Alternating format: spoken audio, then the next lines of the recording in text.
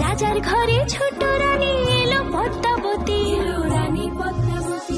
রাজার আরো 6টি রানীর ছিল না সন্তান, পদ্মাবতীর কোলালোতে মিলল সমাধান। বছর যেতে জন্ম নিল 7 ছেলে 1 মেয়ে, হয় খুশির আকাশ হঠাৎ কালো মেঘে গেল ছেয়ে। হিংসেতে যায় জ্বলে পুড়ে বাকি 6টি রানী, যুক্তি করে ঘটায় ওরা 7 কুমারের হানি। সুযোগ মতো 7 ছেলেকে মাটিতে দেয় পুঁতে, বাঁচে একা পারুল, ওরা পায় না তাকে ছুতে। ধাইমা বাঁচায় সেই মেয়েকে বড় করে তোলে, 7 ভাইকে পায় যে পারুল 7টে চাপা ফুলে। এত কিছুর পরেও রাজার বিপদ যে কাটে না, সূর্য নগরে সুখের সূর্য আর ওঠে না। হিংসা বিবাদ বিচ্ছেদ আর প্রেমের কাহিনীতে পারুল বোন কি পারবে 7 ভাই চম্পাকে জাগাতে।